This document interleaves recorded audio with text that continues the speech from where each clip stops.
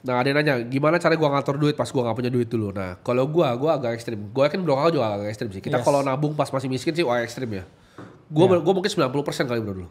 Iya. Gue spending tuh 10% mungkin. Sama juga ya. Karena ya itu tadi, saya dengan penghasilan dulu ya adalah ya. Ratusan juta ya setiap bulan. Tapi tetap ya waktu itu ya ratusan juta setiap bulan itu tetap ya saya spendingnya dengan gaji UMR bro. Ya, 4 jutaan sekian. Padahal ya itu udah ratusan juta itu. Berarti lu 95% lebih lah ya? Lebih ya. Lebih. Karena kan sebenarnya rumus dari total spending untuk lifestyle itu kan kalau di teori-teori finance kan 10-20% dari total kalian punya pendapatan. Ya. Tapi itu juga adjusted juga kalau kalian ratusan juta atau bahkan miliaran setiap bulan. Masa mau dinaikin juga gitu? Nggak mungkin dinaikin kan. Ya, harusnya tetap di nominal yang kamu sebelumnya ya. Jangan sampai kayak overspending karena ya kamu merasa penghasilanmu banyak. Karena ya penghasilan pun juga untuk pengusaha ya kadang kan juga naik turun pasti. Betul. Kalau gue juga ya kalau sekarang udah gak beda lah. Gue spending udah gak mikir sekarang. Tapi zaman-zaman dulu gue spending tuh sangat mikir ya. Jadi duit gue dari investasi adalah duit yang gue tabung terus dari hasil gue bekerja. Gue kan dulu sekarang kan kita mainnya beda. Kita mainnya tuker duit jadi duit. Tapi sebelum duit bisa jadi duit kan perlu waktu gue tuker untuk jadi duit. Ya perlu duit dulu kan. Nah tapi kan gue udah tahu konsepnya itu duit jadi duit. Jadi ketika waktu gue jadi duit, 90% dari waktu yang jadi duit ini duitnya jadi duit ngerti gak sih? Ya. Dipindahin langsung. Jadi nggak usah ribet-ribet menurut gue. Ya. Sederhana. Jadi semua yang lu bisa sisihin. Baginya gimana? Simple. 70% dulu Bitcoin, 10% lu pegang USDT cash, 20% lu sebar 1-2%. Kayak itu gue bisa jadiin itu kayak ini apa? Rulebook gue tulis kalian sini anjing. Biar nggak bego di orang-orang banget sini tulis. 1. Bitcoin 70%. 2. Cash minimal 10%. Ya. Ini pun juga timbul pertanyaan ya. Apakah buat teman-teman yang misalkan sekarang, apakah misalkan saya punya penghasilan sekian. Sebagai orang milenial dan juga Gen Z, apakah saya harusnya all in di crypto aja tapi atau punya exposure di aset-aset yang lain. Entah itu di aset kelas yang lain atau properti dan lain sebagainya. Kalau menurut saya pribadi, dulu saya 100% crypto karena duitnya masih kecil. Iya. Karena ya untuk apa kita diversifikasi kalau jumlah duit kita itu nggak banyak bro. Betul. Harus benar-benar fokus, tapi fokus di sini ya kita harus tahu game plan yang tepat. Jangan sampai kalau kita nih udah terjun nih 100% crypto, tapi habis itu ketemu meme coin apa gitu langsung 100% di sana ya jangan begitu ya cara main. Betul. Kenapa sih orang bisa kebakar sampai pusing? Misalnya dia masuk meme coin turun 70% dia pusing. Kenapa? Karena semua duitnya dimasukin. Ya gimana nggak pusing bos? Iya. Lu beli koin yang kagak ada fundamentalnya, yang kita udah selalu ngomong itu adalah spekulasi. Iya. Bisa cuan nggak? Bisa. Bisa rugi nggak? Bisa. Kita udah bilang, oh Bitcoin ya besarnya ya, udah gue bikinin seriesnya borong Bitcoin. Tapi gue senang bro hari ini bro, karena apa itu? Di saat market merah justru banyak yang antusias untuk belajar. Nah, tumben ya. Biasa pas hijau loh. Benar. Kalian lucu loh kalian. Pas hijau malah sepi sekarang. Merah nih berarti kan udah lebih ini bro, udah lebih terbuka ya wawasan orang-orang Indonesia. Jadi gue happy dewasa, nih. Ya. Anak-anak di sini. Nih. Ada yang tanya money management gaji 10 juta. Kan gue bilang tadi, kalau gue punya gaji 10 juta, ya lu 4 juta aja hidup mentok 4 juta lah gitu, tetap UMR ya. Lu hidup 4 juta, 6 jutanya tadi langsung lu bagi 70% di BTC, 10% lu pegang USDT, terus 20 lu tarik 1-2%. Simple ya. That's how you win in the market. Iya. Jadi gak usah ribet-ribet. Kalau kita sekarang penganut kripto gitu. Ya. Kenapa gua nggak beli properti? Nanti gue jelasin di acara. Yes. Ya, gua tarikin data dari 1928 semua aset kelas yang ada di muka bumi ini. Treasury bills, treasury bond, T-bills, T-bonds, real estate, stocks.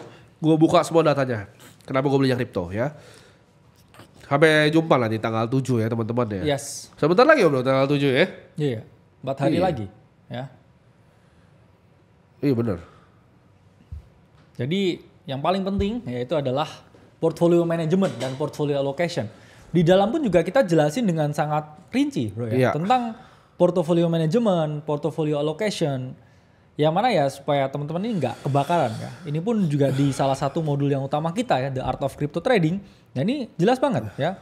Benar. Comprehensive guide on how to market timing and market positioning. Kemudian step by step portfolio allocation and portfolio management ya. Jadi jangan bilang ya nggak pernah kita ajarin ya, karena di sini pun ya langsung di aplikasinya teman-teman bisa dapat insight nih ya di sini. Nah, ini saya jelasin juga ya. Nah, ini diversification berapa persen ya. Kemudian potensi portfolio naiknya berapa ya. Harus berapa banyak ya kalian masuknya. Masuknya juga harus bertahap, jangan sekali entry. Di sini pun juga di aplikasi kita jelasin ya, di mana teman-teman ini harus punya ya alokasi manajemen yang bagus, jangan asal masuk terus kebantai ya. Iya, ada yang bilang juga nih bro, semenjak masuk Aceh market merah sekarang jadi senang. Nah ini Nico Robin ini contoh orang yang beneran belajar nih. Iya. Tapi emang sebenarnya kebanyakan yang di dalam tuh memang beneran belajar gitu. Yang tek-tek tuh di luar yang gak masuk dalam. Iya. Ya. Jadi kalau di dalam mah aman-aman aja ya. Jadi ada yang gak? Kau Timothy salah gak sih punya pemikiran kita nabung BTC aja gak mikirin mau naik turun. Yang penting nabung tiap bulan dan anggap itu uang lupa. Gak salah. Iya. Kenapa gak salah? Karena lu tahu targetnya kan. Benar. Tapi tetap jangan gak tahu targetnya lu. Iya. Kalau gua targetnya 20 miliar. Ya ini contoh lah ya. Nyampe, Kita lihat terus. kalkulatornya aja bro ya. Iya. Ini dari DCA BTC ya. Kalau teman-teman nabung aja $100 lah ya. Masa nggak bisa ya, $100 setiap bulan dari 3 tahun yang lalu ya. Startnya ini di bear market ya. Iya. Startnya di Februari 2022. Kalian Betul. gain berapa? Kalian gain 100,93%. Boom. Yang mana investasinya ya itu awalnya ya hanya sekitar 50-an juta ya, jadi lebih ya, jadi 100 juta lebih. Iya. Dan apakah itu bisa di accomplish lagi nantinya? Ya jelas bisa ya. Karena apa Betul. ya? Karena data historis itu selalu ya memberikan proyeksi ya untuk future performance. Even kalian belinya di bear market loh. Bear market itu ini turun ya. Kalau kita ngomong Februari 2022 itu gimana harganya Bitcoin? Ya kita lihat ya Februari 2022. Nah, ini Februari ya. Februari itu di sini ya. Masih turun 67% Bitcoin dari Februari ya 2022 ke Desember 2022. Kok pertanyaan bisa untung 100%? Ya jawabannya karena kamu masuk bertahap ya. Nggak coba timing the market, tapi every single week kamu beli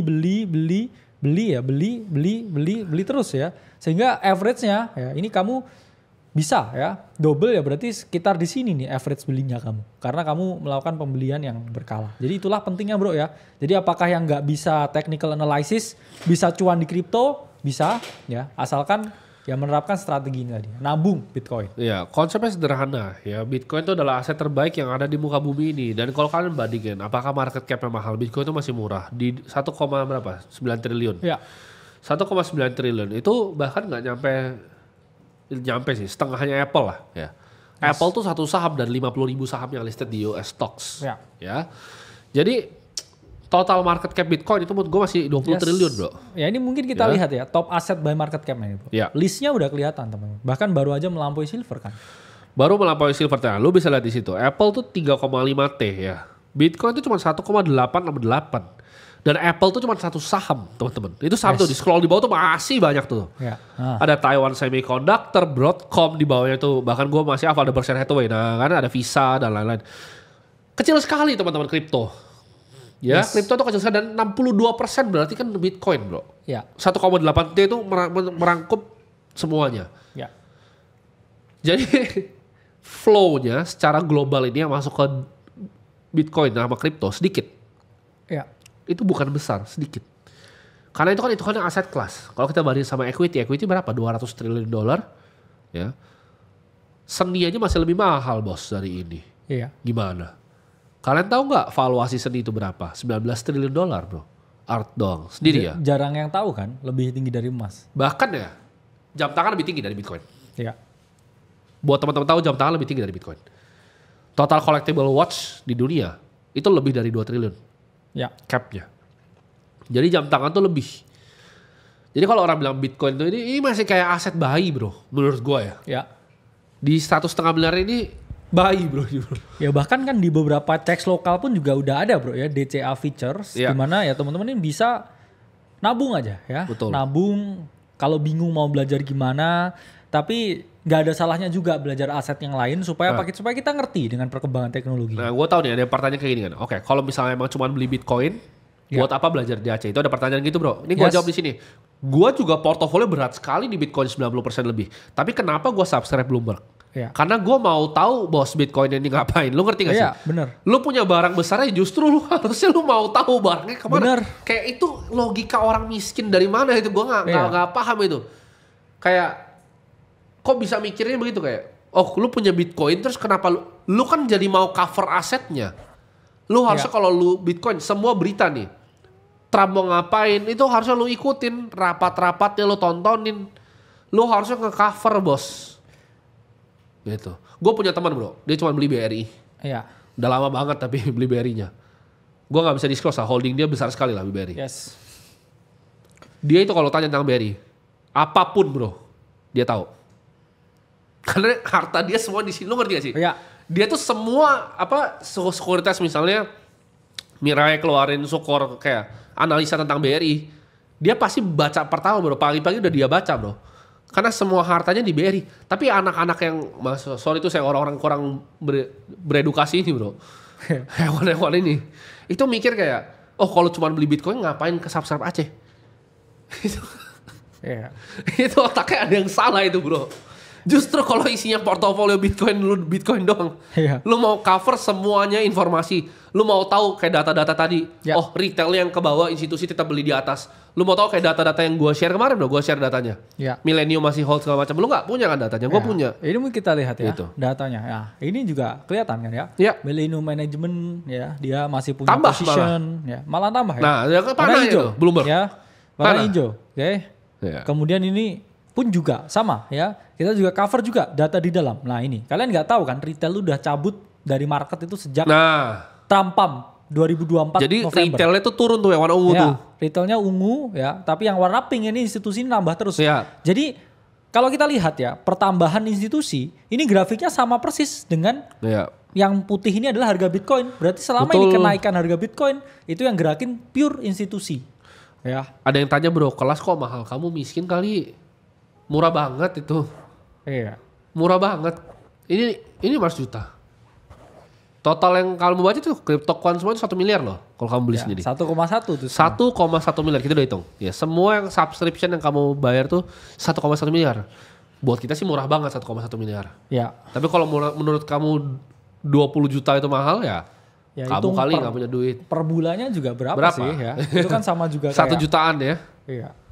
Kayak buat makan siang doang. Apalagi kan juga ada yang member kita dari harga 4 juta dulu. Iya, betul. Ya, jadi yang percaya kita dari awal ya dapat value lebih. Murah, ya dapat murah. Sederhana kan. Terus lu dapat juga, lu bisa datang ke acara gratis. Ya cuman 1 juta loh sebulan. Lu dapat acara gratis. Sering juga. Sering juga, nanti kita adain lagi. Kita bikinin party lagi. Jadi lu pikir pakai otak lu tuh yang kalau masih waras tuh masih masuk harusnya ya. Ada yang bilang kapan nih party? Tanggal 25 ya. 25 sebelumnya itu April. Kita juga mau ada juga bro. Iya sebelum itu Maret ya nanti ya. Khusus yang kontrarian.